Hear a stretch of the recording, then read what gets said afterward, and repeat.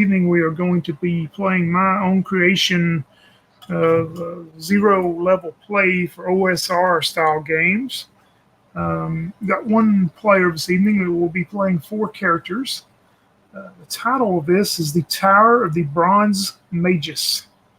It's actually based on a entry to the one-page dungeon contest for this year, and I'll give more information at the end of the game about the exact title of it and who wrote it. On the edge of the wilderness, there's a tower that sits close to the village of Bunfiddle. Until recently, the tower has been supposedly uninhabited. The what most locals call the mad wizard who lives there has not been seen for several months now, and everything has been quiet at this old tower out on the edge of the wilderness. Uh, just a few days ago, strange noises have been heard coming from the tower, like a banging, a clanging from the tower. So the townsfolk of Bunfiddle got together. The mayor decided to send six of the townsfolk out to try to figure out what's going on at the tower to locate the source of the noise. It's been 2 days now that they've been gone. No one has seen them or heard from them. So the mayor is worried, and he has gathered four more of our illustrious townsfolk to go out, hopefully better armed in case they need that, or better prepared to figure out where this strange noise that is still coming from the tower and hopefully locate the missing townsfolk. And so we begin the tower of the Bronze Magus. Crystal, tell me about the four townsfolk that have been selected to go out. All right. Well, leading the group is a dwarf sailor. They figure since he's a sailor, he must be, a rough and tough kind of guy, and indeed he is kind of known for that around town. His name is Davrit Ashbraid, and he'll be leading this group. Going with him is a furrier elf named Volmar Nereith.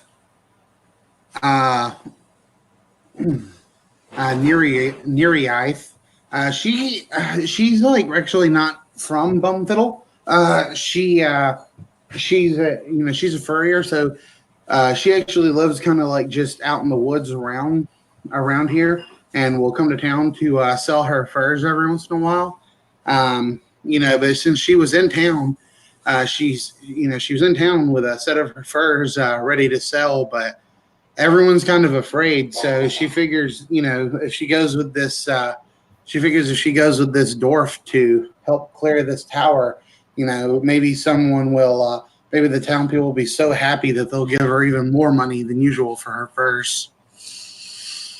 The town lamplighter, halfling, Oravira, she has decided to join as well.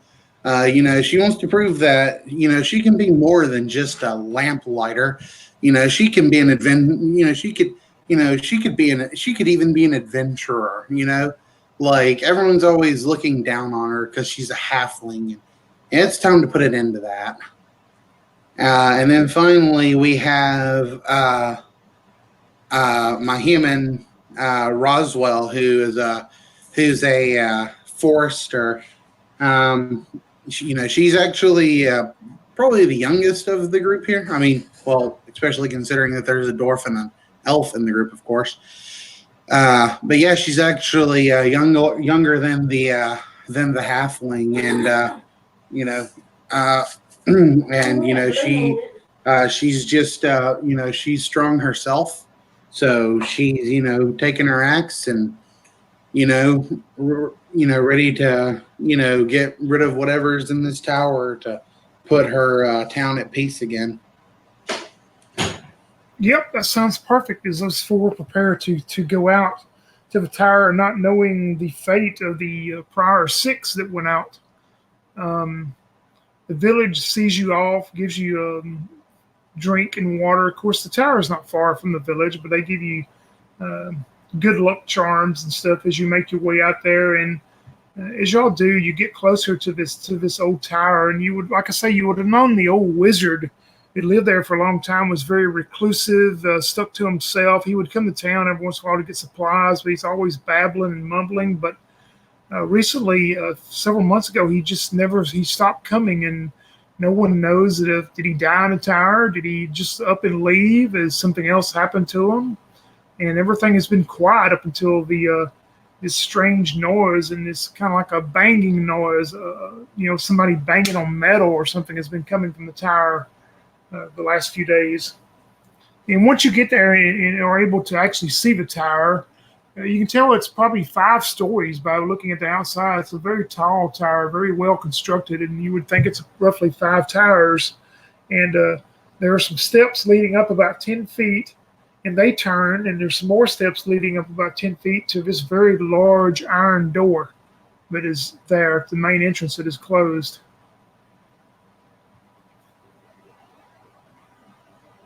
All right. So I'm sorry. I heard the stairs. What was before the stairs? You said. Just nothing. I mean, once you go up the stairs, you go up 10 feet, and it kind of turns, and you go up 10 more feet up some more stairs, and it leads to this big iron door. Okay, so it's like a zigzag stair. Got it. All Yep. right. Are there any windows or anything around the tower that we can see? You do not. Well, you do not see any that really seem visible enough that you would think would have openings. You can see like coverings across things that you would think maybe there's windows behind them, but it seems like they're all been covered up. All right. Sounds good. What's the iron door itself look like? It's very large. You can tell it's very large, well made. It's very thick iron door. It seems that whoever built this tower, from what you can tell so far, appears as very well made, very well secure.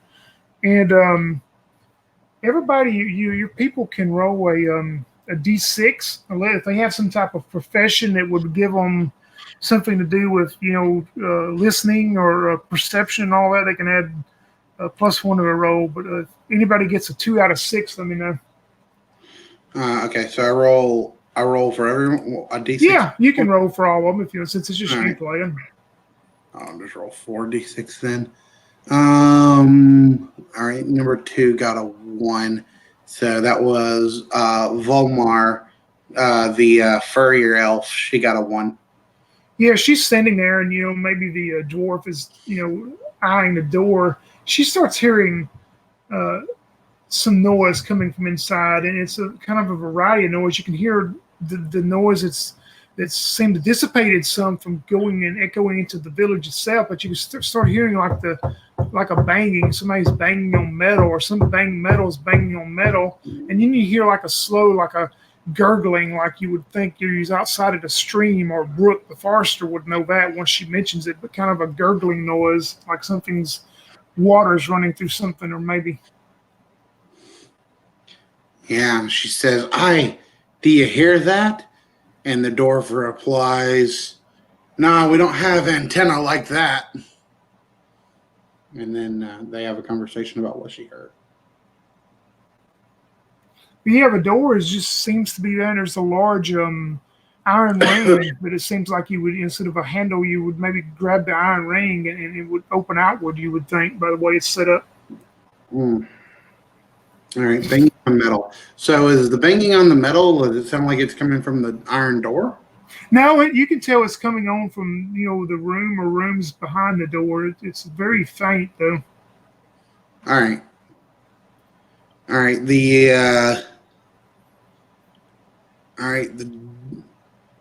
Let's see here. Let's see what all I have, what my characters have, and what I can do. The elf, Olivia, she's going to take her 10-foot pole. I love this idea. I mean, the halfling. I love this idea of the halfling carrying a 10-foot pole. So yeah, she's going to take out her 10-foot pole, and they're going to kind of stand back from the door at that first, where like the stairs kind of zig, and she's going to pop the door with the pole a few times.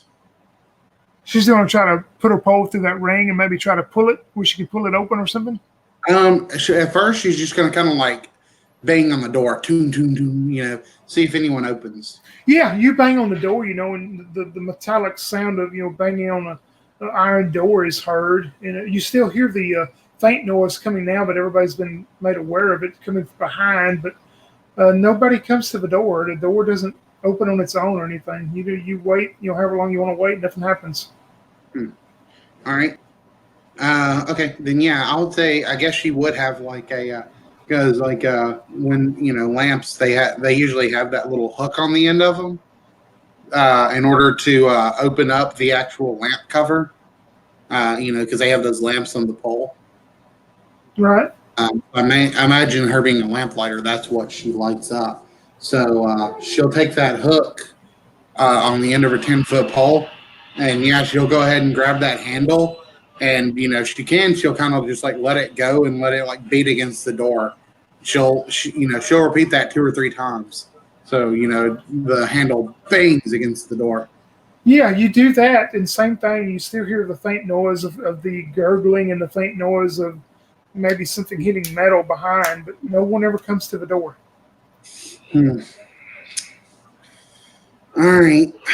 Well, uh, enough standing around, Roswell will say. Let's just see if we can head on inside. And Roswell, the forester, she'll make her way to the door and see if she can find if she can't find a handle, then she'll take that thing you talked about and see if she can work it in some way to see if she can get this door open. Yeah, if she lifts the big ring handle and starts messing with it, the door starts slowly opening towards her, like pulling, like you're gonna have to open it outward. It just starts slowly opening, almost like a creak, like it needs oiling or something, but it's slowly starting to open outward. All right. The others will then join in helping her. At least the dwarf will. Yep, and once you get the door open, this is the room that you see. It appears, maybe 15 foot wide and very, very long in depth. You would probably think it's the length of the actual tower itself. Probably, I don't know, this map's not marked. I'm going to roughly say 50 feet. We'll say 50 feet long, the room. Um, if you peer in just enough to kind of get an idea, everything is lit. There seems to be some kind of lighting in the place. It appears there's never door, just in and down a little hallway to the right. But what you notice in this big entryway room is all these different pipes that are coming up from the floor, and it appears that they go on up to probably other portions of the tower. All these different pipes, and you can start hearing those gurgling noise through the pipes, and maybe there's some fluid or something running through these pipes. And then all of a sudden, you hear the like that slight faint metal bounding, and you hear it coming from the door through the to the right. It goes to the right. And you also would see a stairwell at the very far end of this room, on past where all these pipes are through the floor. Okay. All right. So we see these pipes, and that's where the gurgling is coming from. And you said there's a door to the right. How many doors are there? You just see the one door to the right, and then you see the stairwell that's at the very far end of this room. At the very, you come in, we'll say, from the south, and that stairwell's at the north corner. All right. The door asked the elf to see if with those big old ears of hers, if she can listen to anything and hear anything through the door to the right other than the banging. Yeah, when you go in, you probably have to walk maybe 10 foot down to it, and it's an iron door, but you can tell it's not as heavy as the entry door. I mean, it's just a standard interior type door. And if you listen, you start hearing the faintness has picked up some, but you kind of hear the metal on metal noise, like there's something hitting metal in there. Is it something hitting the door? Do I think? No, it appears to be coming from inside the room somewhere.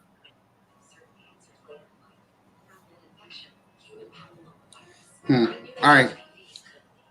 Uh, Shoot. All right. Hmm. Well, it may not be a good idea to just go barging around tower. We're not really invited here. It might be better just to go on and try and find the wizard. Don't want to be opening up doors and stuff that we're not allowed in. It's kind of rude to barge into someone's home and go in rooms you're not allowed in. We're here to try and check on the wizard and stuff anyway. So Davit will suggest that they just keep going past. And so, how dark is it in here? It's not dark at all. I mean, there's natural light. You can probably tell that's emitting, but there's also seems to be stuff y'all would think it's maybe unnatural, maybe some magical means of lighting in the room. I mean, you can all see very well. All right. Oravira, the halfling, is going to see if she can sneak up the stairs a little bit and see if she can. She wants to sneak up just enough to be able to peek her head out of the top of the stairs and see if she can see anything up there. Yeah, if you go up the stairwell, once you get there, it opens up into a room that looks empty. I mean, you see just an empty room. It appears maybe it's just like it's a landing for when you get up to the top of the stairs to the second floor. And she will see, she still sees those pipes that have started on level 1. She sees those pipes continue up through there, and it continues straight, on straight up to the next floor. But you see a door.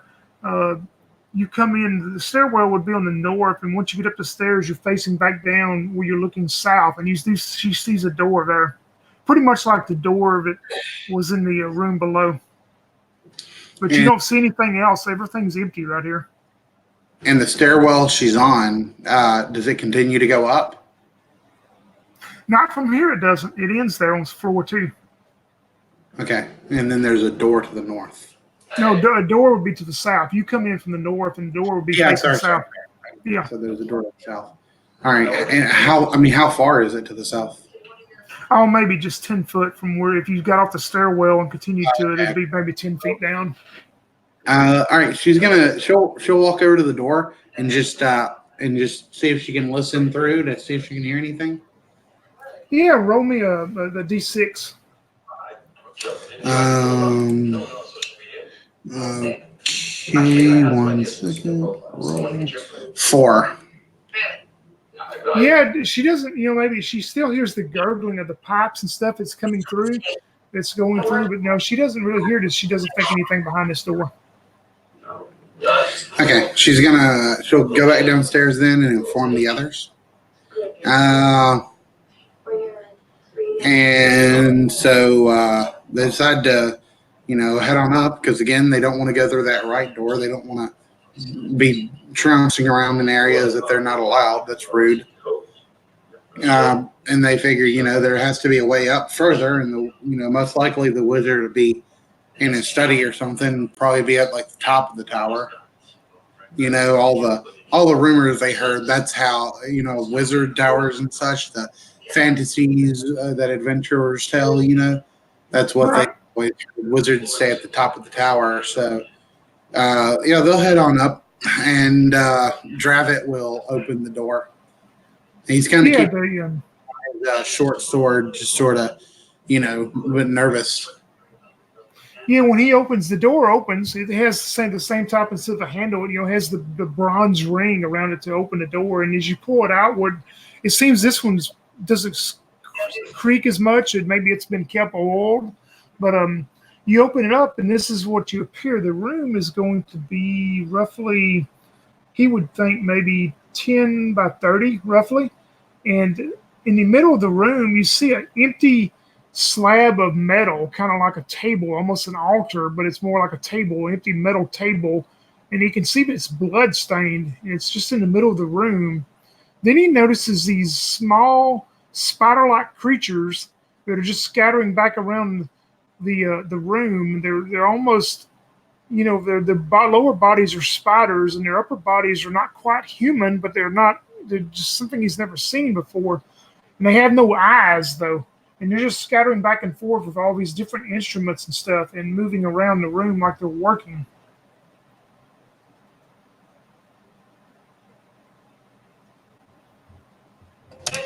Have they noticed him? Oh, let's see if they have. Yeah, one of them actually looks over at him, even though it doesn't have eyes. He can tell that it's looking towards his direction. It just and it turns around and goes back to doing what it's doing. Ignores him. Huh. Okay. Yeah. Does he see any stairs or anything? He's not gonna step in the room yet. Does he see any stairs or anything? He does not. And he also notices some of those pipes that go through the floor into the ceiling. He notices a few of them in there, but he does not see any stairs or any stairwell. Or from this point, he doesn't even see another door from exactly where he's at right now. Great. Yeah, he's gonna close that door, and lock it again, or put the ring down, whatever. And you're gonna say, "I say we keep out of there." And yeah, yeah. The others will agree if they saw it. Right. All right. Well, back downstairs and into the door to the right. Then this time, I guess since they were all kind of headed up the stairs, in order, then they go down in reverse order so that the human is leading the way, Roswell. So Roswell is going to open the door downstairs, and Yeah, the door kind of we heard the metal banging on metal. Yeah, and she's right. going to open it just a little bit, like if she can, like she kind of wants to pull it open just a bit, just to kind of see inside, because after at least hearing about the weird stuff in the top floor, she don't want to take any chances. Yeah, she opens the door, and this room appears to be roughly maybe 10 by 20 or so. And first thing she would see, of course, is a few of these pipes that go from floor to ceiling. And she also will see this standing in the middle of the room. Let me pull up a picture. She sees this figure standing in the room. Appears to be about 6 foot tall, and from the head down, it's covered in like a big gray coat, almost maybe like a lab coat. And from up, it has like a bronze face. I mean, it's a human-looking face, but it has all these gears and all these different things, and it has this huge hammer in its hand, and it's banging on different metal and stuff like it's working on something. And it turns, it looks at you, and you see it open its mouth, and it starts moving towards her. She'll shut the door. Mm-hmm. Yeah, you're able to shut the door, before it gets to there. And roll me a d6 to see if she would have noticed anything else while she was looking real quick. Okay. 2. Yeah, good. She glanced when she saw that, and just kind of glanced when she looked in the room. You're looking eastward into this room, but she noticed up on the north it appeared to be another door. Okay. So yeah, she shuts that door, and she's going to quickly say, like, everyone outside, and they're all going to rush out the outside for a second. See if that thing. Yeah, you're going back outside the main part of the tower. Okay. Yep. All right. Follows them. No, it does not. You you wait, and the door is still closed. You don't hear it open. You hear nothing coming out of that room. Does the metal begin banging again at any point? Yeah, you hear the like you would know now that whatever this thing is in there, like working, doing repairs or something. You hear the banging again. All right. Okay. Let's see. Well, this is fun. All right, so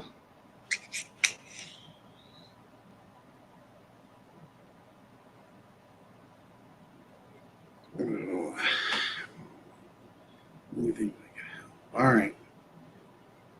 So they're all kind of officially freaked out. But upstairs doesn't seem to go anywhere, and there's weird creatures working in there. And downstairs at least has another door that has this weird robot guy. Yeah, and actually upstairs, just to help you out a little bit, when a dwarf walked in and saw the little creatures scattering around, he didn't see stairs or a door, but he would have noticed that there's like the room would have went on down and went back to the east some. He doesn't know if it ends there. I mean, from where he would have been, he couldn't tell if it actually ends there or if it continues on maybe down a hallway. Okay. Well, the robot guy stopped what he was doing and actually started coming towards us. And Right. the creatures didn't do anything. So the door figures, all right, we said we were gonna not open that door to Kim, but I say we go up and at least look down to the east because those weren't gonna bother us. But keep your weapon, ready to be drawn just in case. Uh, and yeah, so they'll grab up they'll keep their hands on their weapons and everything. Uh, and yeah, they'll go back in and go up this tower, and Dwarf will open up that door to that spider room and he'll step in. Yeah, as y'all go into the room, these creatures, maybe you all step in and get a better look at them. They're described as they were earlier. They're just small spider-like creatures, and they have no eyes. And now you notice they're all wearing like maybe what would appear to y'all would be like a bronze breastplate or some type of bronze-made armor. But they all look at y'all and just make a chittering noise like they're speaking to themselves, and they just start moving around the room. And you can see now that this room, there's tables and workbenches and stuff, and you can see there's like different instruments and different things laying on them. And I'll tell you what, roll me a d6. No, For everyone. no, just one time. I'll give you a bonus for one. I rolled a 6.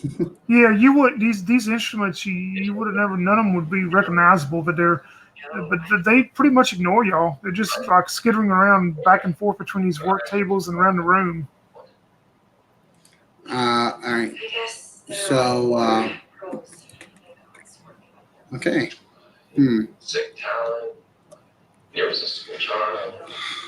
All right.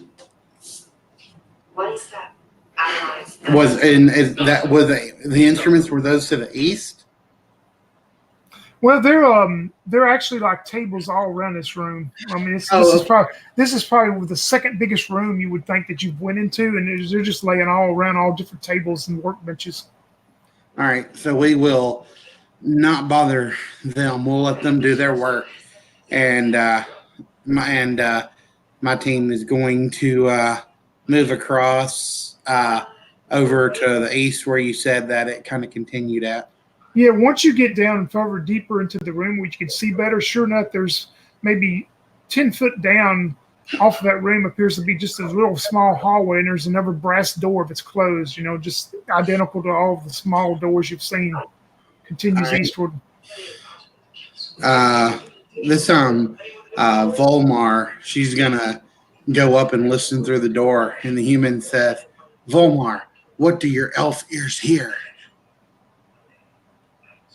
Yeah, she goes and listens, and it's quiet, just deathly quiet. Here's nothing. You don't even have to roll. I mean, it's just you don't even hear the gurgling pipes coming from in there. It's just quiet.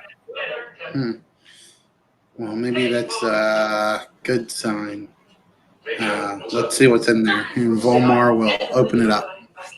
Yeah, and you're looking into a room. You would think it's probably almost like the room we just come from with the robot guy in there. This room's probably maybe 15 by 20 or so. And the only thing that really stands out when you look in is you see a skeleton laying in the middle of the room, and it appears to be face down, but the back of the head is facing up. But it's just a skeleton laying out in the middle of the room. And you notice that there's another door to the north of this room. It definitely is for Cutter. All right. What kind of skeleton is it? Does it look like it'd be it's human. It's human size. You would think just a quick glance would probably belong to just a human. And they all kind of chatter among themselves, asking if maybe if one of the village people that came here could have turned to a skeleton already, uh, but the elf probably thinks it's unlikely. She's killed animals and seen them decompose and stuff. Like no way they'd have been a skeleton already. So once they get their confidence up enough, they'll continue on up to the north and up to that next door. Did you actually have something to do? Yep, and you see it's just the standard, like the standard interior door, and you want to open it. Volmar will see if she can hear anything with her elf ears. No, just like a slight noise of maybe like wind rustling and stuff. I mean, just a small, just the normal. It's pretty peaceful and quiet, like she heard in this room. All right. Then, she'll open the door again. Yeah, when you open the door, you actually see like an access ladder that appears to be leading up. That would probably lead up to the next level of the tower, you would think. All right, cool. Then she'll wave the halfling over and point up, and the halfling will try and sneak her way on up there. She's gonna go up there by herself and see it first. She just wants to peek her head up over it, over the top. She's just gonna try and sneak up as best she can. Yeah, she can go up the ladder. And it probably goes up, roughly 10 feet, you would think. I don't know, something like that. And it just opens up into a very small area where, you can step out, and there's a door to the south that's closed. Okay, all right. She'll wave everyone up then, and everyone will start heading on up. And as they do, she'll go over to the door and listen through with her halfling hearing and see if she can hear anything. Yeah, when she goes to the door, roll me a d6. Let's see. Okay. 1. Perfect.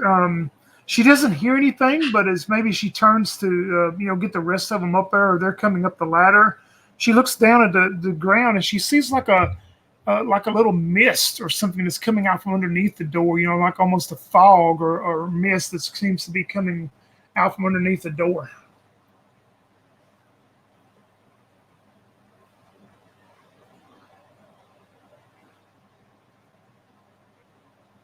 You're muted, Crystal. Oops. She'll point that out to everyone, and oh, look at this. And anyone ever seen anything like this? And see if we can do any kind of roll to determine if we know anything about the mist, maybe.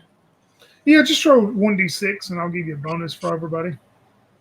All right. I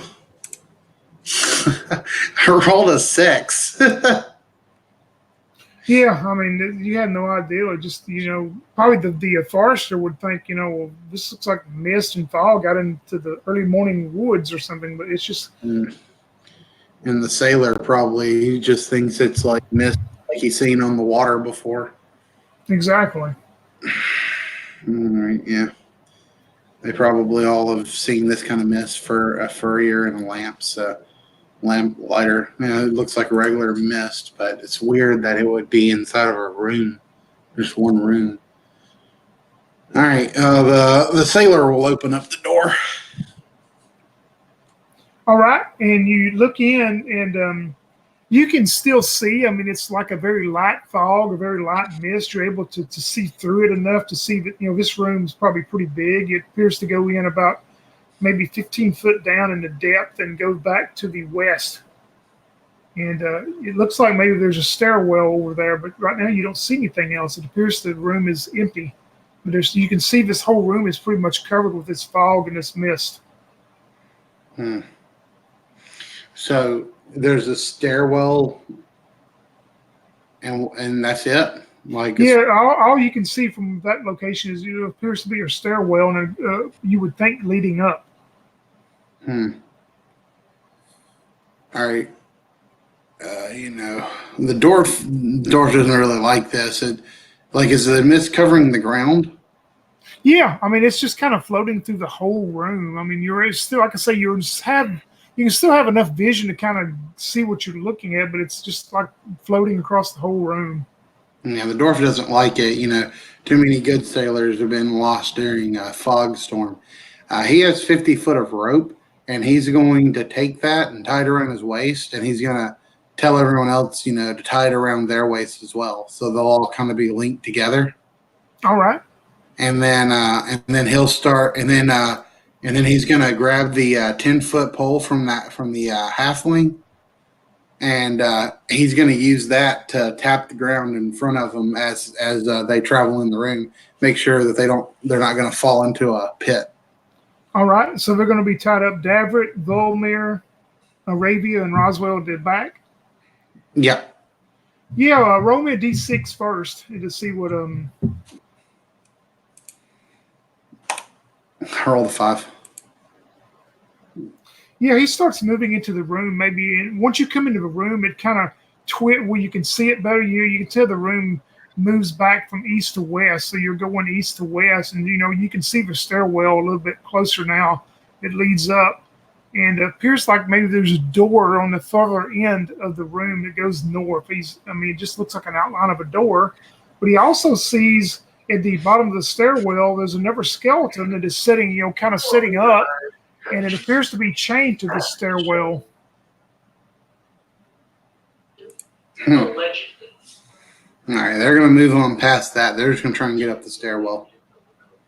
As soon as Roswell enters the room and comes in through last, you kind of hear a whistling. And roll me a d6. 2. All right. She is not surprised when she sees these bony arms, scaly arms, almost skeleton wraith-like, reach out of its mist and start grabbing her around the neck. So roll initiative, straight d6. Is that one for everyone? Or? Yeah, that's group initiative, yeah. All right, 5. Your group will get to go first as this wraith-like thing appears out of the fog and is trying to seem to grab her around the neck. All right. All right. Well, I guess we'll just go in order then. And they're all kind of tied together too, so and drag her off, I guess. This could be bad. All right. There we go. Davrit, he'll take his he'll take out his short sword.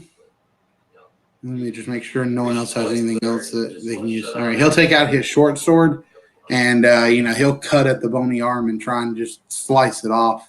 All right. And that's just a D20 to attack, right? Yep, D20, and shouldn't be any modifiers unless you have a strength of 17 or 18, you get a +1. No. 13 to hit. Yeah, that hits this thing, and as you strike into it, you hear like an agony scream. How much damage? Max damage 4. And you see that arm, the one arm that you just hit, you see it poof disappear and dissipate away, but there's still the one that is reaching out, grabbing towards Roswell. Okay. Let's see. Roswell herself. Then she'll grab her axe and she'll try and just like chop down onto the the arm that's coming at her. She'll kind of like chop towards the shoulder, and try and like chop it there with her axe. All right. Not 3. Yeah, she's kind of startled by all this, so definitely misses. All right. Let's see the other 2. I guess they could technically no, they unless the dwarf moves up, they can't move up because they're kind of tied. All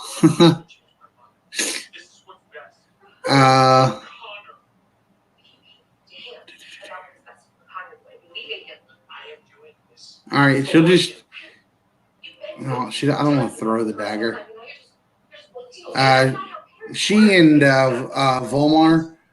Or no. The dwarf had to move up in order to chop that arm. So yeah, so she should be able to move up too, and she'll just try and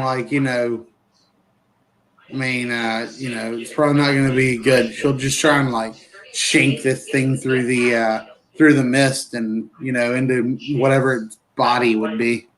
All right. 18 to hit Oh yeah, that definitely hits. And you hear that agony scream again. for 2 damage. This thing just dissipates back into fog, and you start seeing the fog just kind of roll in on itself, and the room is starting to clear up now as the fog seems to just roll into one like area, and it just kind of dissipates through the floor and is gone in the room. You see nothing but the room now. And seeing the clearness of the room, you see another human-sized skeleton that is like got a manacle on it, and it's chained up to the bottom of the stairwell. And you see a door leading north. The standard small bronze door. And then there's a stairwell. The stairwell leads up, right? Correct. You do not notice any of those pipes in this room. None of those pipes you've been noticing. There's none in this room. Huh.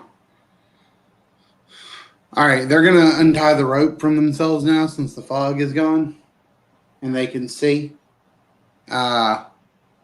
And the dwarf will give back the 10-foot pole to the halfling. All right. And he'll roll up his rope. And while he's rolling up his rope, the elf is going to go ahead and go to the north door and see if she can listen through it and see if she can hear anything. Yeah, you wouldn't need to roll. As she listens, she can hear, the pipe gurgling again coming from this room. And it seems to be a little more maybe steady and a little more maybe the noise of it's a little bit more powerful, maybe, than it has been. But that's what you hear in there. Well, there's no pipes in this room, but I hear gurgling from there. Maybe we should just follow the pipes and see where they lead. Maybe that will lead us to the clue of whatever this gurgling is. Maybe that holds the key of what happened here. So the team will kind of agree to that, and the halfling isn't really keen on going near those skeletons that are chained to the wall, especially since that skeleton thing just attacked them. So, all right. So the dwarf will open the door and and see what's in the pipe room. Or assuming, and the door opens outward like the rest of them have, and the first thing she would see is a fairly large room. I mean, it's probably maybe 20 feet wide, and you would think probably a good 40 feet in width. And you notice the area you're coming from the south. You're looking up to the north wall of it, and you notice of all those pipes that have went from floor to ceiling. You notice a bunch of those pipes that are going up, and they appear to be going, continue up to the next level of the tower. But you also notice a couple more pipes that are a little bit more bigger in diameter than these are, and hooked up to both of those pipes, one to each of these pipes with these tubes leading out to them, and you see this greenish-looking liquid is running from the pipes, are two of these figures again. And it's like the pipes are feeding stuff into them, maybe going into them. But there's two of them. They don't seem to move or notice you or make any reaction at this point. All right, we're going to close that door again. Yeah, and she roll me a d6 just to make sure. 1.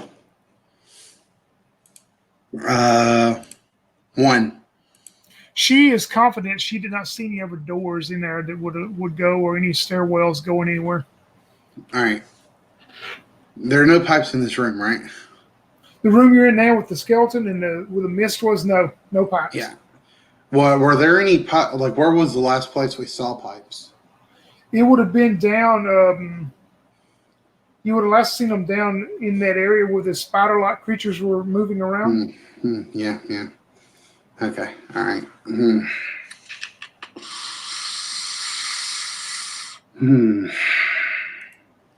Let me see. Let me look at my tools.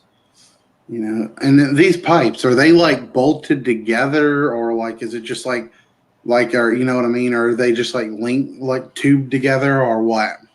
Yeah, you can tell they're jointed together in places, and it probably you would think just by glancing at them, and y'all would stop and look at some that they're probably made out of some type of bronze. I mean, they're very well made. Hmm. All right. All right.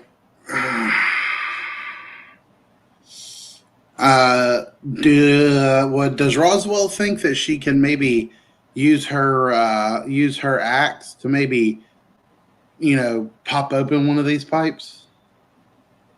Yeah, I mean, you would think you could try, attempt to do it. It may not be maybe as easy as chopping the wood on a tree, but I mean, you would think that, maybe you could maybe dent into it enough to get it open if you tried. Okay. All right. Well, let's just save that option because we don't want to disturb the spider things. Really, like we don't know what will happen if they see us attacking these pipes. Plus, maybe whatever is feeding these things, maybe it might be keeping them asleep after all. So uh, like these are my thoughts, but I feel like having four characters, that each of them giving ideas, that these are probably all ideas that they could share. So, Exactly. uh, so it may not be a good idea to pop them open. I guess what we should do is we should just stick with our original plan. Let's just keep going on up, and see if we can find the wizard or any other people, and let's hope that all these skeletons we see lying around, let's hope that they're not our village friends. And so I kind of agree, and the halfling's not crazy about it, but the halfling like takes her dagger and she kind of like shimmies past these skeletons that are mantled to the wall. Yeah, it's one skeleton, one human skeleton, and nothing happens. And she can go up the stairwell. All right, yeah, she'll sneak her way up there. She'll sheathe her dagger again as she does so. And it comes out into a little bit larger opening base, of probably maybe 10 by 20, she would think, when she comes out to look around, where there's plenty of room to get off the stairwell and get onto the floor itself. It's probably about 10 by 20 and appears to be a door that is to the north. Okay, all right. She'll wave the others up and she'll sneak her way up to the door and listen through it as they're coming up. All right.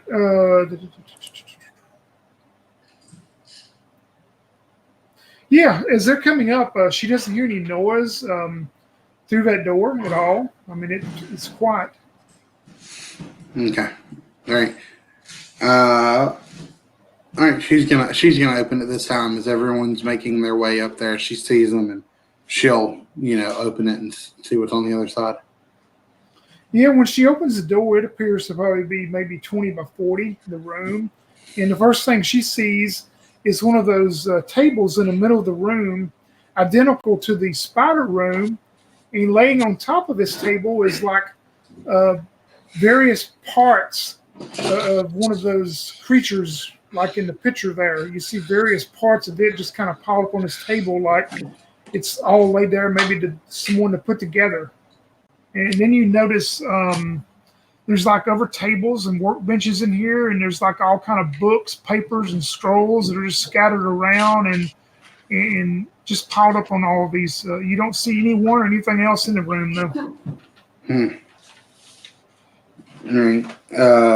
All right. Well, but the thing's not put together, right? The parts are all. No, it's just all the parts are just scattered and piled up on this table. All right. They'll make their way in and they'll start searching through the scrolls and stuff, see if they can find anything they can make heads or tails of. Yeah, while y'all looking around the room, everybody, let's start with Davros. Roll me a 2d30. Oh, nice. Okay. I have 2d30. All right.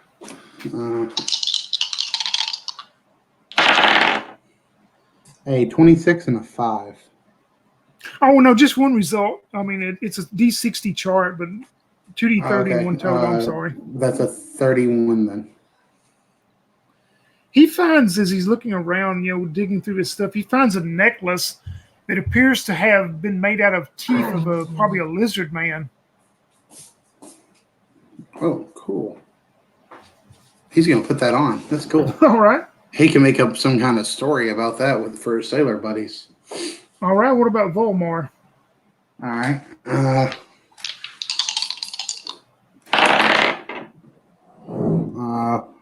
Volmar, An 11 and a 1, that's 12. They find actually a set of gold earrings that you would think would be maybe worth 10 gold if you sold them. I mean, No, they're I'm pretty sorry, nice. Tony. That was a 7, so it's an 18. Oh, it's 18? Yeah.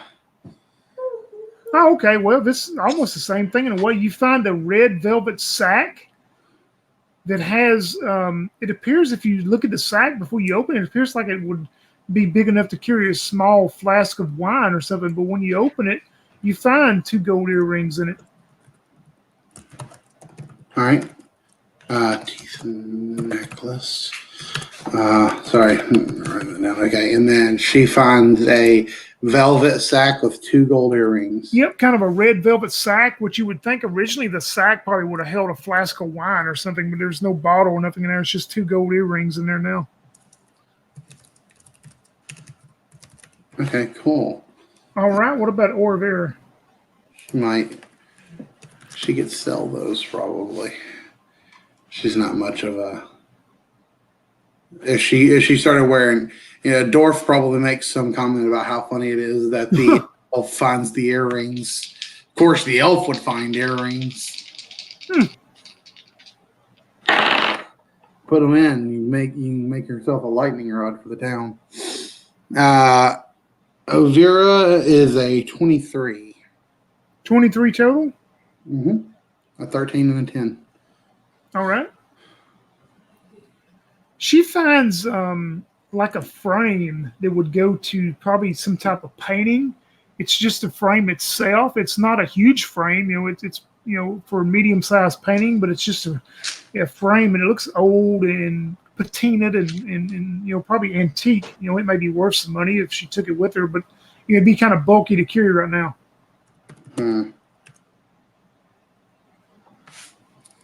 Okay. Antique frame. All right. She'll keep that by the door on the way out. If they have time, she'll grab it. And Roswell. Is it a 7 again? Yeah, it's a 7. It's hard to tell on this.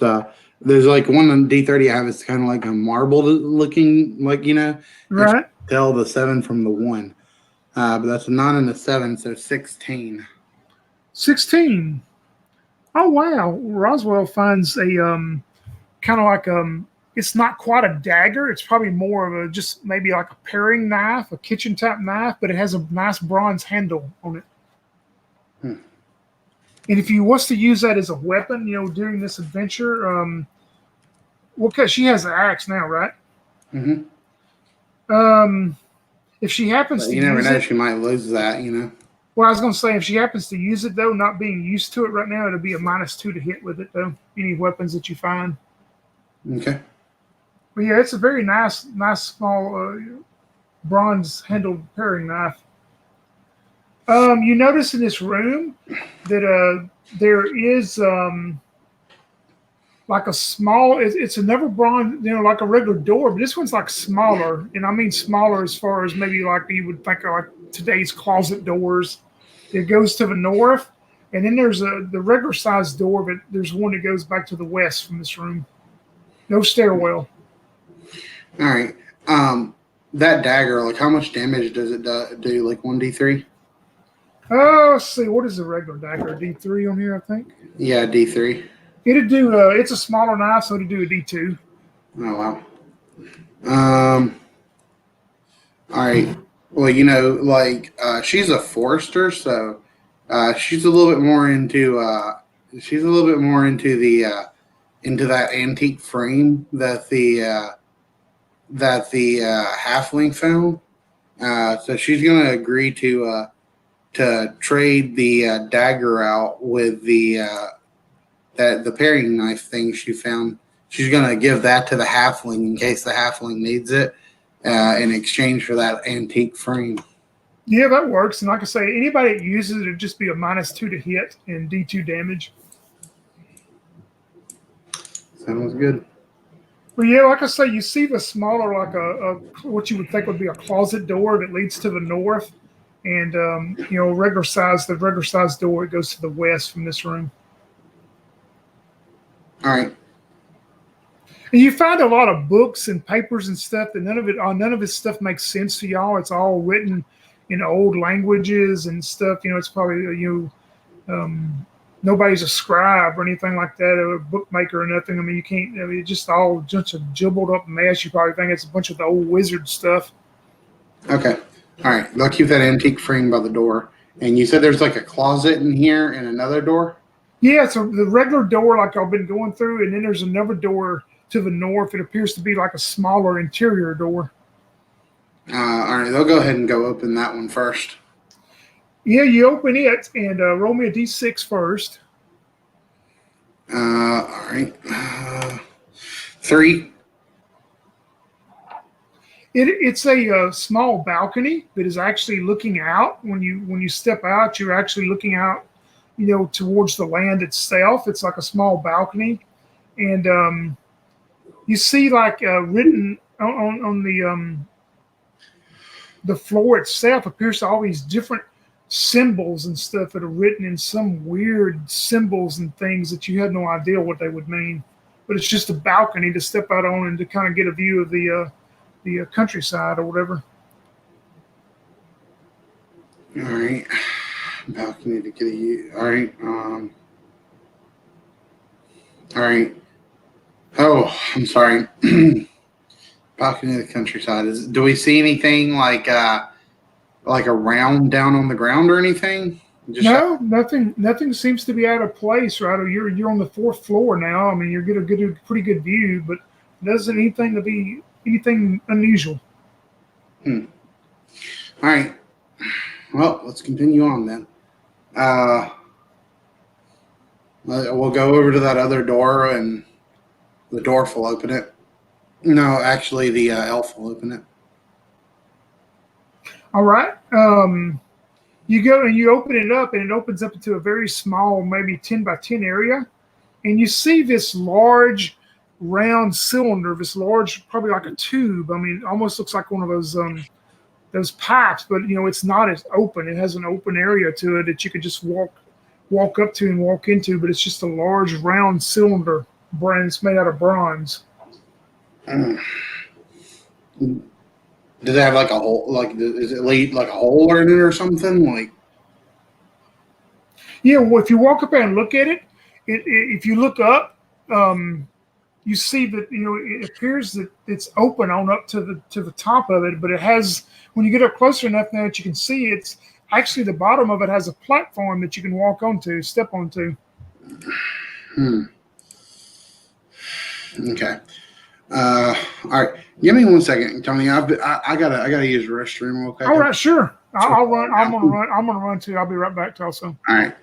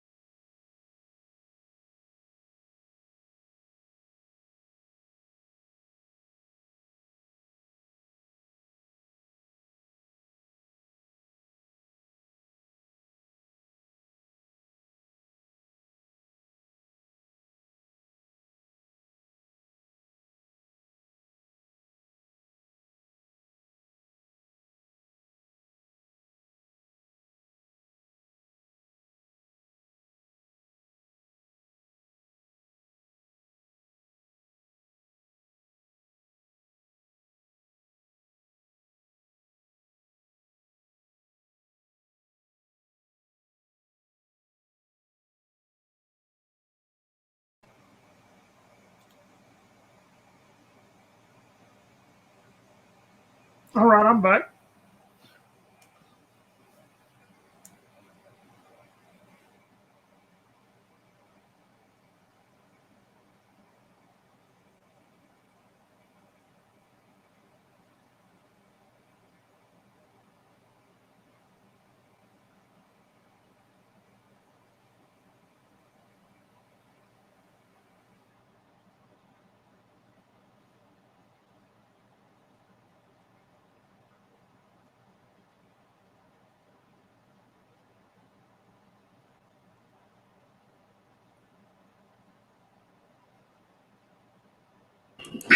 I'm back. I don't know if you are. Yeah, I'm here. But yeah, you see this, like I say, this large bronze tube, and once you get up there closer enough to see it, it has like a floor, a platform floor that you could step onto, and it looks like going straight up. It's just all open.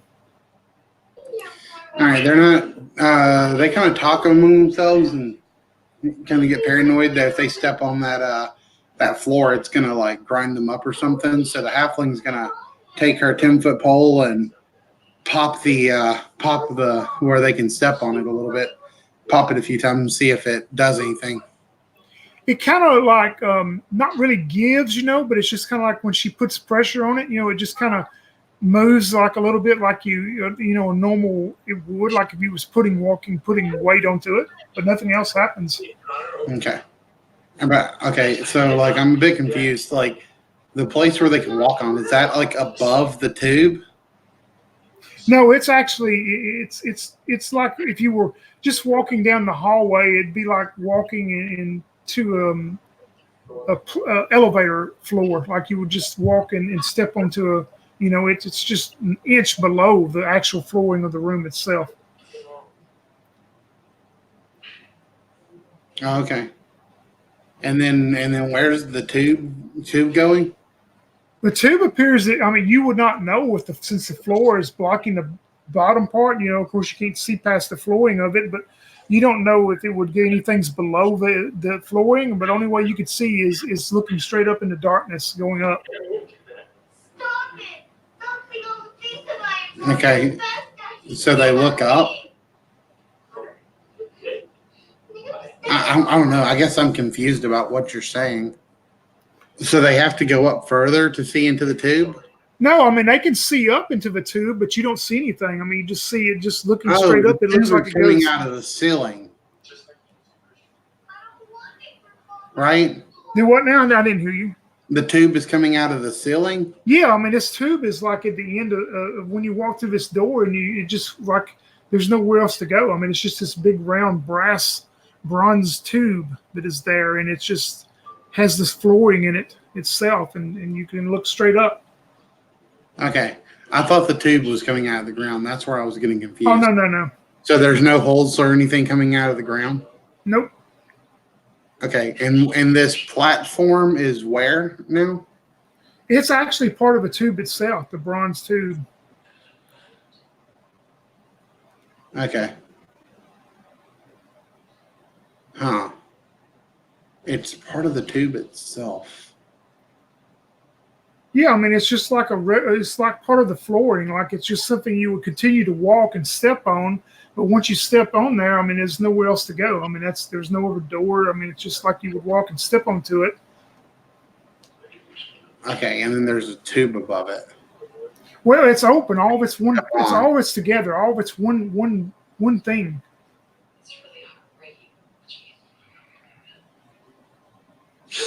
Okay, I think I understand, but I'm not 100% sure I do. Yeah, and I don't know how else to describe it. Really, I mean, it's just, it's all one thing. I mean, it's just like if you're walking down, a hallway and you're walking up to an elevator bank to open the door to an elevator, and it slides open. You step into the floor of the elevator, but you can't go further than that. Right. Except this is just a big round bronze area. I mean, it just dead ends there once you step onto the platform. Okay, so like I'm not walking into a room. I open the door, and that's all that's there. Yeah, once you open the door and step inside that door that you did, that's what's there. It's just this big round bronze open tube. Okay. All right. Got it. All right. How many people could fit on this platform? You would think appeared, a good 5 or 6, depending on sizes, but I mean, anywhere from 4 to 6 probably. All right. Everyone's going to stand on the floor and see what happens. As soon as you do, all of y'all get on there. When the last character gets in there, you hear kind of a whirring, like almost the metal on metal for just a moment, and the tube starts going up. Just not at a fast rate, not at a slow rate, just kind of moving straight up. It's just going like it's working, and it's taking all of y'all straight up. Okay. All right. Oh, okay. So it's not a pipe. Okay. I was thinking that this was like the end of the pipe. Oh no. Okay. Now I understand. So we're just basically like in an elevator. Pretty much. I don't know what an elevator is. Okay. And y'all go, it takes you up, and it stops at and kind of shakes for just a moment. And you see an open area of looking into a room. It is probably, probably 10 by 20. And you see those pipes that have been on the wall throughout the whole thing. You see them continue up and down. And you see what appears a door to the south and a door to the west from here. Okay. Yeah. They all rush off the elevator. Yeah, and it just stays there. It doesn't do anything. Yeah, that's weird. Who would ever what kind of crazy person would want to ride something like that? All right. The elf will go listen to the door to the west, and the halfling will go listen to the door, you said to the east or to the north? Let's see, there's one to the west and one to the south. Okay. A halfling will go to the south, and the elf to the west. No listen. We'll start the west one. Roll me a D6 for that. All right, I'll roll you. Did my mouse stop working? Mouse, hello. Oh, my mouse stopped working. Huh. Weird. Well, let me just turn it on, turn it back on. It's probably my batteries. I probably need to put new batteries in here. There we go. That might be why it's been acting weird too. Like doing multiple clicks sometimes for some reason. Yeah, because once those batteries start going out, it'll do that. All right. The elf got a 6, but the halfling got a 1. Yeah, to the west, and you don't hear anything that catches your, just nothing seems out of place that you can know of. The door to the south, you don't hear anything. Appears to be pretty quiet for sure, and you're pretty confident about that one. Okay. Well, like it's been like north south. It's kind of been the direction we keep going up a little bit. So let's just go ahead and check out the west door first. We figure, and the elf will open the west door. Yeah, she opens the door, and it goes into a very large room that continues west, and then like if you step in 5 feet, you can see that you can go down south. But what you notice the most about this room is it's just almost looks like a maze of all these different bookshelves. I mean, there's just huge bookshelves and different tables and things. And it seems like every shelf, though, instead of having books on it, you see all these small glass jars that are filled like with a green mist. That they're all sealed off, but it's like this green mist is floating around in these jars. You're right. I should not have been here if I have. All right, the elf is going to take one of those green jars because All right. All right. She'll put it in that red velvet sack. Perfect. And that's what's weird about it. Like I say, they're all bookshelves and stuff, but there's no books on any of them. It's just all these different jars of all this weird looking mist. Some of the mist is green, some of it's blue, red, yellow, all different. Right. Yeah. Yeah. But they're not gonna go in here. They don't feel like this is gonna lead them anywhere good. So they're just gonna. She's gonna take one of those green one of those jars. Is it a glass jar? Yeah, they're all glass jars. Green mist. All right. And they'll shut that door. All right. And then they will head on over to the south door. What are you doing here? Yep, you open that door, and the first thing you see is it's probably a hallway that's probably 5 foot wide, and you would think a good 20, maybe even 30 feet down in a way. And it appears that once you get to the end of that hallway, there's some stairs that are kind of leading down from there. But you also see a door back to the east. As soon as you would step in here, there's a door back to the east. And if you go down 10 feet, there's a door back to the west, and those stairs that are further south. All right. Well, the east door is the first one, right? Yep, the east door would be as soon as you step in 5 feet, it's to the east. All right. Dorf will let the elf go first because the elf has leather armor. That's why I've been letting the elf go first now, by the way. I just noticed that. And the halfling gets a +1 to their AC, so one extra AC can make all the difference. You're in a joke. One can help. Yeah. So yeah, the elf will listen through the east door, see if anything is nefarious on the other side. No, you don't even have to roll. Nothing. It seems pretty quiet. All right, she'll see if she can open the door. Yep, the door opens, and if you step in, it appears to be roughly maybe 10 by 20 or so. You would think the room is, and it's another.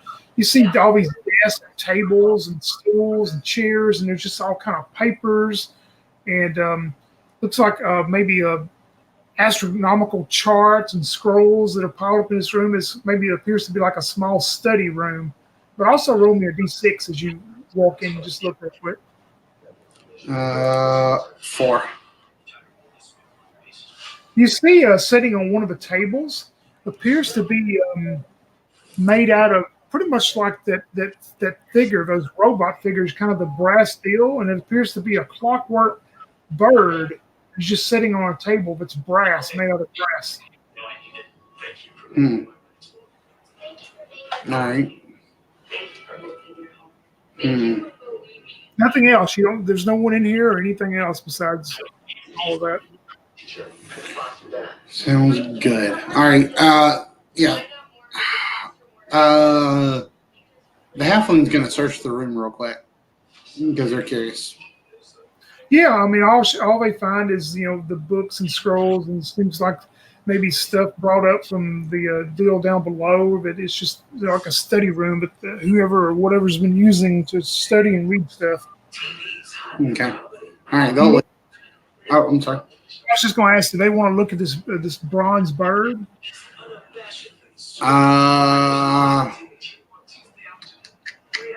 Yeah, they'll. Yeah, she's gonna try not to get too close to it. But yeah, she'll kind of like just look around it, just sort of like under it a little bit, just sort of see if see if she can see anything about it, anything weird or anything. She doesn't. No, it's just sitting there. It doesn't move.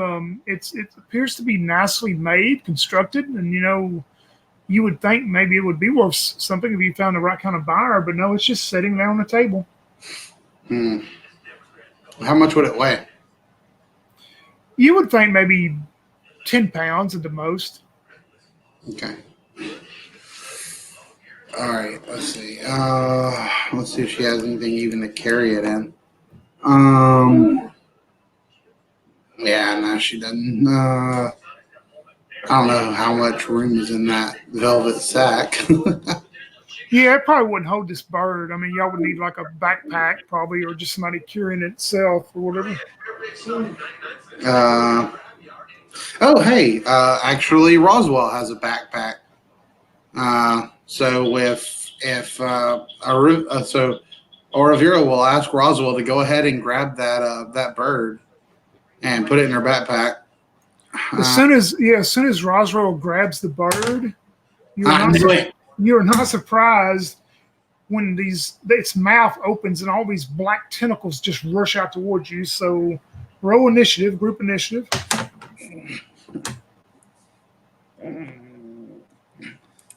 Dang it. Dumb mouse. I think I got some AAA batteries in here, but I don't want to go get them right now. 6, actually. Yeah, y'all's group gets to go first. It had a 2, so. All right, shit. Well, all right. Roswell will chop at these tentacles with her axe if she can. So. All right. She got a 10. No, that misses them. Maybe she's surprised at first by it. Yeah, Orva is the only other person in the room at this point, so she'll go ahead and try and stab at the tentacles with her dagger, and she All manages right. to succeed with a 19. I'm sure that Oh hits. yeah, that's going to hit them. Only 1 point though, so she doesn't Yeah, get. she slices. It does slice. It seems like some of them fall off and wiggle to the floor, but these other tentacles are going to reach out and try to grab hold of Roswell's arm. And a 14 will hit, I'm sure. Yeah. And it does these tentacles as it wraps up around her arm. You can just feel the awful necrotic feel of it as it just goes into your arm and it's like your flesh is rotting. And Roswell will take 3 points of damage. Ooh. I mean, Ow. it just sizzles. I mean, you can almost feel your flesh sizzle, and it's just an awful feeling. Yeah.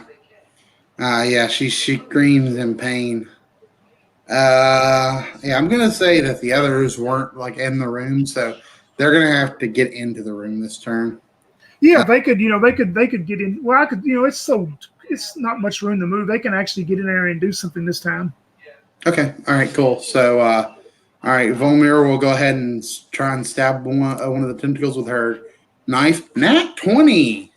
Oh yeah, that'd be good. And is there any kind of criticals or anything in this? It's really up to me. I just whatever you roll will double the damage.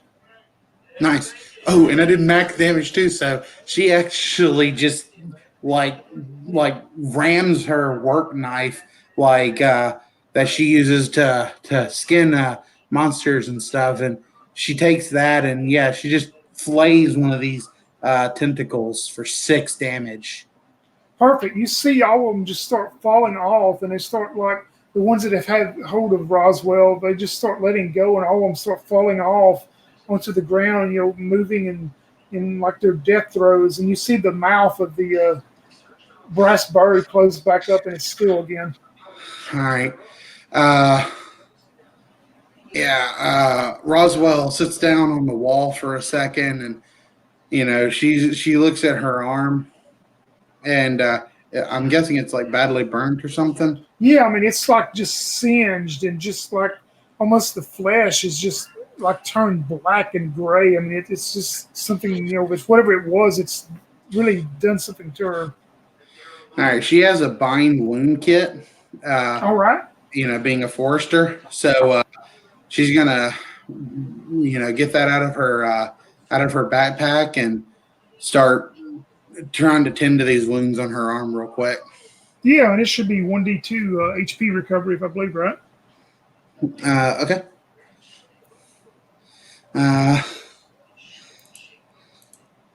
And recovers 2. Nice. All right, perfect. Nothing else. The bird just sits there again. The mouth is closed. It doesn't animate itself, or it's just sitting there. Nobody else rushes in. Nothing. Y'all don't hear anything. It seems to be pretty quiet. And is that it for the bind wounds kit? Does it only have 1 use? Yeah, it's just one-time use. All right. Well, hey, it was worth it. Yep, it brought back 2 out of 3. Well, I mean, not never know. Might have kept her alive. She takes just like 1 more damage or something at some point. Yeah, I can say that one can help it many times. Yeah. And there's no other doors out of here. The room is just you can tell there's nothing else to get out of this room. All right. Well, after going through that, they're going to take just a really short break. They're going to take a short rest. Yeah. And they're going to eat some stuff and drink a little bit of water. And then just because that was an exciting moment and everything, and Or Vera, roll me a d6 and while you're taking your break. Come on, DM. Huh. 3. Yeah, she's maybe looking around the room or whatever, and while y'all are taking a break and resting, and she notices some more kind of on the wall. It was kind of conspicuous place where you didn't see it at first, but she notices some more of that writing. Remember, it was on that balcony. When you step out on that balcony, that weird symbols and stuff. She notices some of it kind of drawn into one of the walls in this room. Hmm. Interesting. Well, I'm sure we still can't make heads or tails of it. So, No, I mean it's like the weirdest, strangest. I mean, yeah, you have no idea. hmm. All right. Well, that was interesting. Well, after their little snacks and everything, and they share some water. I think one of my characters had water. I think.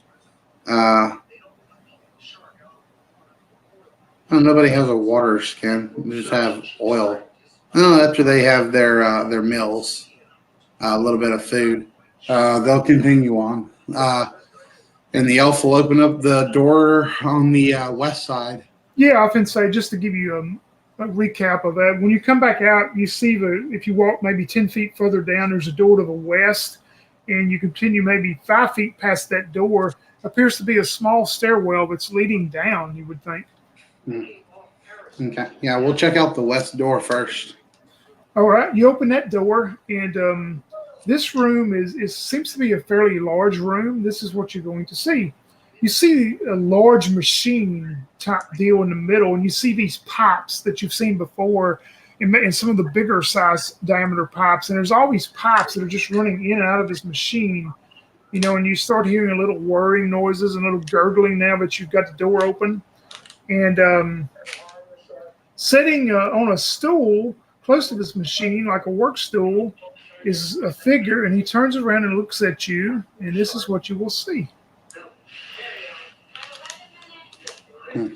He turns and he looks at you and he goes, I am in the middle of something. I am so tired of being disturbed, and this has got to stop. Intruders, what are you doing? I've already taken care of the past intruders. And you can tell it's a human man, and he's just babbling, and his eyes have the most wild look you've ever seen. And this, I'm guessing this isn't the wizard we know of. If it is, he looks totally different than what he ever looked before. I mean, this guy looks completely mad, and the beard is grown just so full and down and just so unkempt and stuff. But it does resemble him in a way, but it's not, it's something's happened. Okay. And you see, like, one of his eyes has like a monocle. It has like a bronze monocle, like a seeing glass he has across one of them. The dwarf says, thinking on his feet, being a sailor, and always able to come up with wild tales on the spot. He says, "Oh, great sorcerer, we are, but humble, seekers of magic that heard of your greatness, and we have come here to pay homage to you and to hope that perhaps you would consider us for an apprenticeship, or at the very least just let us serve at your feet, that we may perhaps one day get even a glimpse of the kind of glory you have." He listens to you, and oh wow, he looks at you and he goes, yes, I need more workers and stuff. I will take you down to the spider room, and they will do their work and turn you into one of my brass workers. Yes, that's all four of you will make perfect workers. Let's go now. Wow. And he gets off the stool, and he's holding, like, you see this old dark mahogany wood staff as he gets off a stool and picks it up, and he's starting to walk towards y'all. Okay. Dwarf says, "Well, that was worth a try." Pulls out his short sword and will roll initiative. Yep, roll initiative for your group. Oh, well, there's no way that you won't go before him. He got a 1. Okay. No, maybe we'll get 1 and it'll be simultaneous. Let's see. 2. Yep. I hate that, old man. He's roughly, we'll say this room's pretty big, because, I mean, these pipes, and you see gears and machinery that are moving and turning and stuff through these pipes. Like, this is probably the main main control room for it. I mean, this room's pretty big. We'll say he's probably 15 foot from you now. All right. All right. Well, I guess I'll start with my dwarf. He pulled All his. right. So, he doesn't have any other choice. It's on now. He'll rush in and try and, stab this man in the gullet. All right. 14 to hit. Yeah, 14 will hit him. Nice. For 2 damage. All right. You strike into him. All right. It's probably the worst idea ever. The elf thinks, but shit, she doesn't know anything else.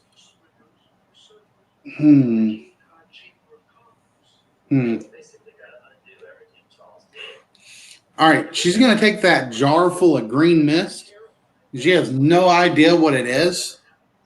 But she thinks, kind of fuck it. And she's going to try and hit this guy with this jar of green mist. All right, that's a good idea. We'll try it. All right. 9. Oh man, I was gonna let it break. I was gonna let it break on a 10 or above. Yeah, you hit him with the jar, and you start seeing like splinters and cracks in the glass, but for some reason it doesn't break this time. All right. All right. All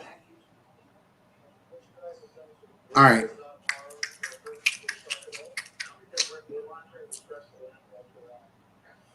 The halfling sees that jar, and the halfling's going to take her 10-foot pole, and she's cries her battle cry, ah! And she's going to run and whack that glass jar. And try to finish breaking it, okay? Yeah.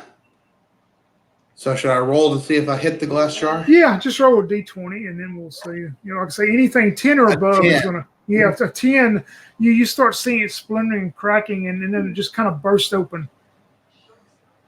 And as it does, this green mist starts to just envelop in the whole area of where Davrit and them. Let's see, it was Davrit and Orvera. No, not Orvera. Volmer was up there close to him, right?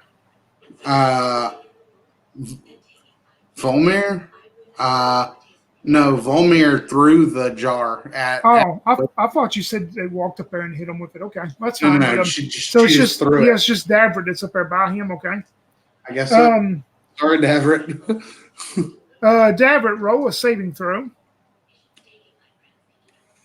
I got to roll over, right?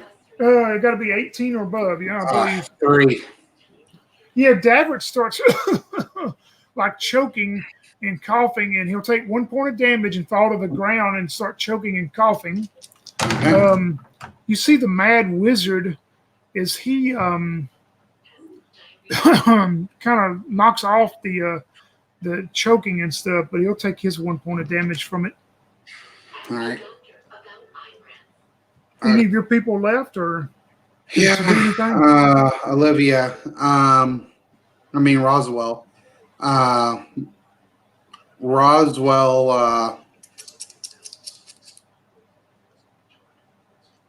Roswell's got 2 pints of oil, so she's going to take one of those pints of oil and she's going to throw it at the wizard and try and bust the oil over him. All right.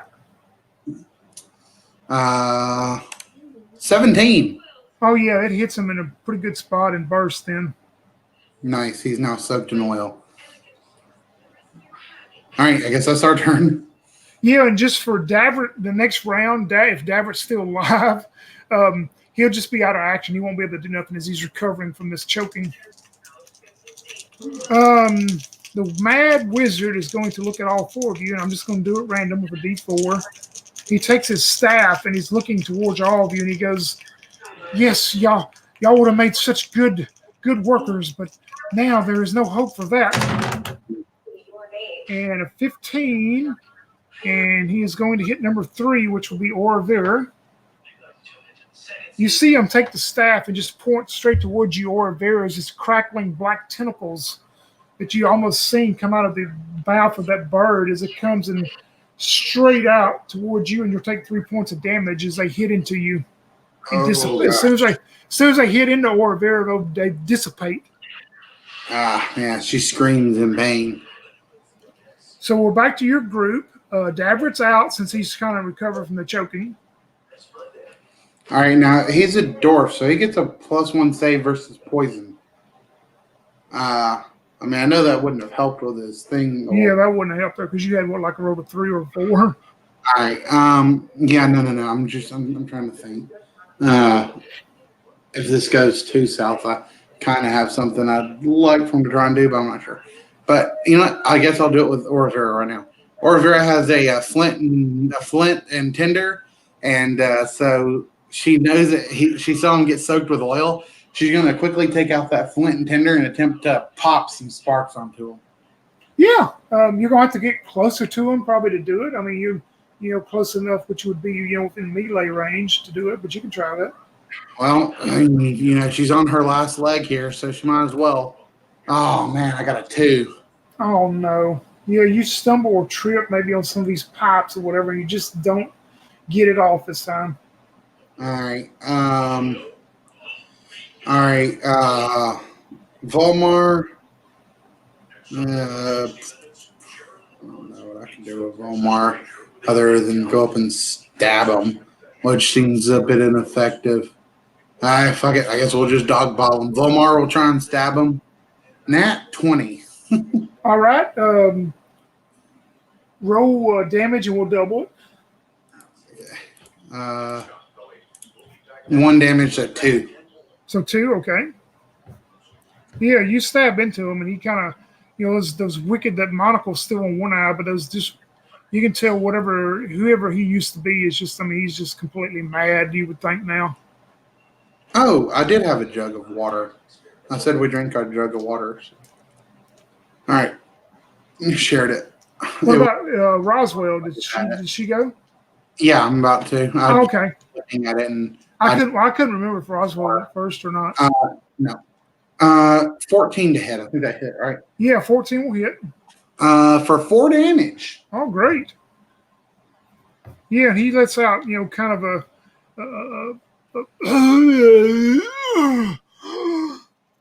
and he gasps for breath for just a moment, but he's still standing. All right. He looks towards all of y'all, and he once again will do it random.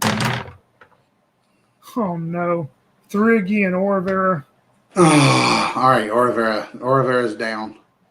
He takes the staff. What's her AC? 13. He had a 13, so he hits right on the money.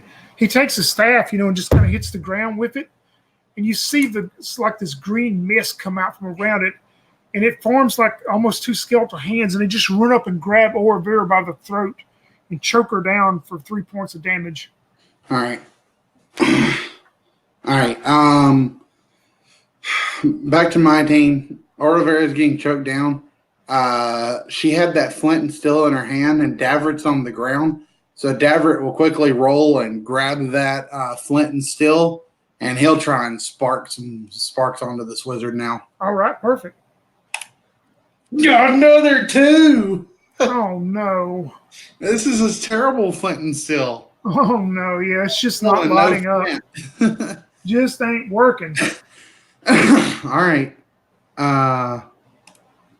Knife stab with Volmar. 7 doesn't get him.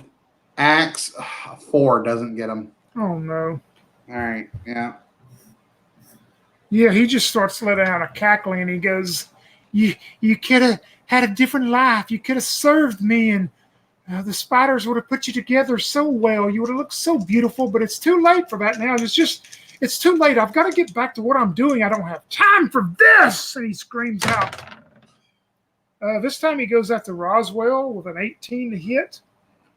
And Roswell, as he takes the staff and points at you, you just see this blinding light come out of the end of the staff, and it just shoots straight into your eyes. And you just feel, well, you can describe it as you take 4 points of damage, as you just feel the just a horrible headache as it just fills your mind and your head.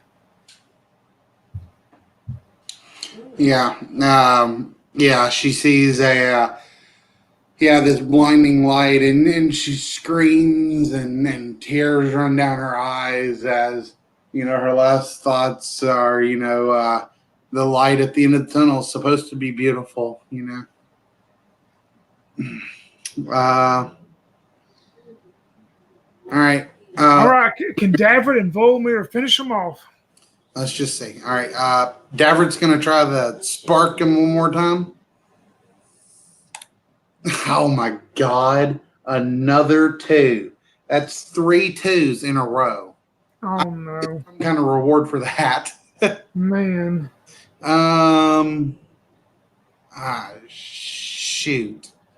Oh man. Oh man. Oh man.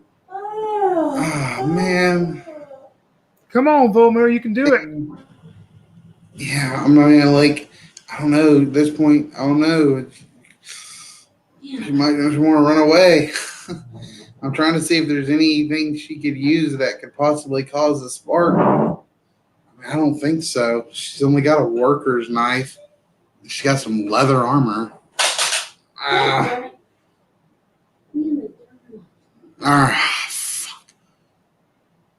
Fuck. All right, she can't give up on the dwarf now. Yeah, the elf and the dwarf. I mean, what a combo. She's gonna try and stab. A nat 20. All right, roll damage and double then. Man, I can't believe that I've hit that many nat 20s tonight. Come on, 3 damage. Oh, 1 damage. So two total. And total. she's using like just a small knife. A work knife. Where does she stab this guy that had 1 HP left and finish him off? Yeah, she sees that monocle eye, and it's darting around, and she says, "Stop staring at me!" And just stabs this work knife just right into that monocle eye, and it goes back into his brain just right.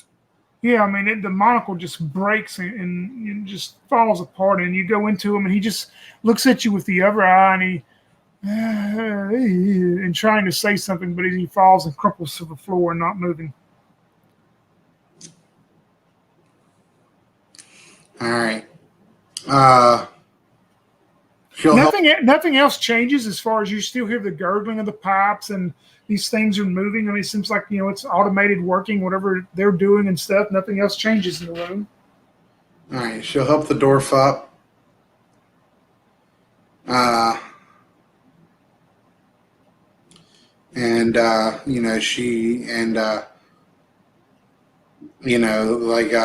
She'll say, we can come back for our friends later, but probably maybe we should try and get out of here.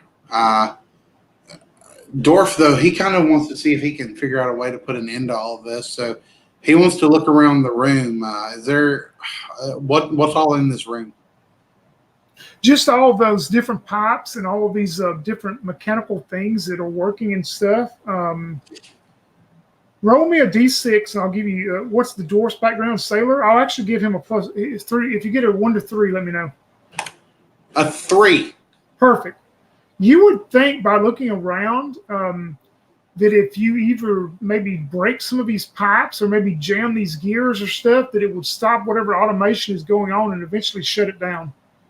All right, cool. So he's going to take Olivia's 10-foot pole, and he'll take the axe from Roswell, and first he'll use the axe to chop open one of the pipes a little bit, maybe get some steam flowing out of it or whatever. And then he'll take the 10-foot pole and jam that into a section of the gears. All right. So that way it's like his fallen comrades, they get their last, laugh or whatever. Yeah, well, you start jamming it and all that, and it starts just creaking and stopping and little smokes coming off where it's trying to continue, and it just you start seeing some of the gurgling noises stop, and whatever you doing, you think eventually it's probably going to shut down on itself somehow. Nice. All right. Uh, okay. And then There's no other doors out of here. The only way to go back out, would be going the main hallway, and the only way you hadn't been, if you continue, would be the stairwell that's down. Appears to go down. well, we've come this far. We never know what's down there. Yeah, we'll go down the stairs. The dwarf and the elf go down the stairs. Yeah, you walk down there maybe 5 feet. It's just a small stairs down, kind of stepping down, and there's a door. And this door is the same door you've seen in most of the rooms, but it's actually open. When you walk in, you hear, Nice. "He's coming back. He's going to finish us off." And you recognize some of the townsfolk's voices. All right. Davert will say, like, no, this is rescue. Don't hurt us. We're gonna come in. "Oh, get us out of here." And if you continue maybe 10 feet down, you see on opposite sides, the east side and the west side walls, there are 2 open bar cells, and each of them, the 6 townsfolk, there's 3 in one side, 3 in the other, and they seem to be, haven't had any food or water in the 2 days they've been here. You see the ring of keys hanging on the main dungeon wall that you could get them out with. All right. They'll do that. Let's see. The elf had some apples and some cheese, and the dwarf had some dried fruit and some dried beef. So I'll say that the dwarf ate his dried fruit whenever he was eating or whatever. So once he gets them out, he'll go ahead and hand them some dried beef, and the elf will share her cheese that she maybe didn't eat it all or whatever. Yeah, you're able to do that. Of course, there's nothing. You don't see anything ever to go any further past this. It seems like a dead ends here. And they pretty much tell you the same story that they got here and confronted him, and he gave them an offer, pretty much like he did you, that he could turn them into servants or they could die here. Well, we killed him, so now he dies here. All right, let's get out of here. Yeah, and as you do get out of here, as you get your 6 friends and town folks and get out of the tower without any problem, how's the story going to end for our 2 survivors? Well, the Davrit, he was a sailor anyways, kind of had that, adventuring thing about him, I guess. And, after successfully going through this mission, Davert will say, maybe I have what it takes to be, an adventurer. And so he'll spend the next few years, rather than being a sailor, he'll, get on some ships and go adventuring. And Volmar Neareth, the wood elf, she'll or not wood elf, she'll grab that nice frame on the way out, and did they find any or she sells his 2 gold earrings and that red velvet sack and her furs and everything, and she makes a tidy little amount from selling all that stuff, and she'll commission to have a painting made of her, the dwarf, and the 2 other companions. A painting made of all 4 of them.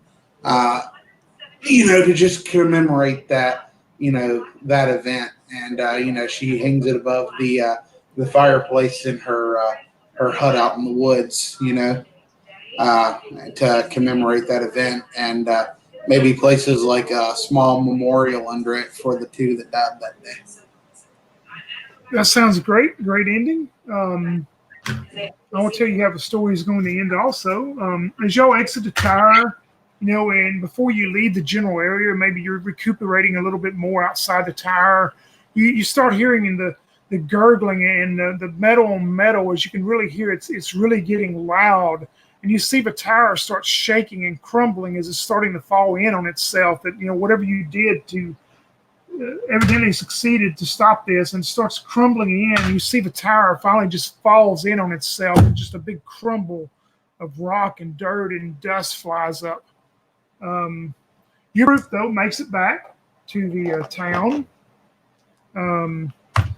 A few days later, in the crumbling rock and stuff, as it's settled down, when no one's there, you start to see a green mist come up from the debris as it flows up. And then you see these black tentacles just shoot up out of the rubble as they start reaching and trying to reach and grab for something.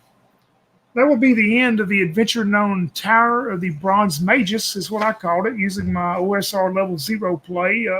Thanks to Crystal and her 4 characters, 2 of them survived and made it back to town with the 6 other townsfolk. This adventure was based on a one-page dungeon contest entry in 2019. It is actually called the Tower of the Bronze Lich, and it's written by Cameron Black, Nolan Camerton, and Will Freer. And that's where I got it, from the compilation of the one-page dungeon for 2019. Thanks for playing, Crystal. I'll end the broadcast.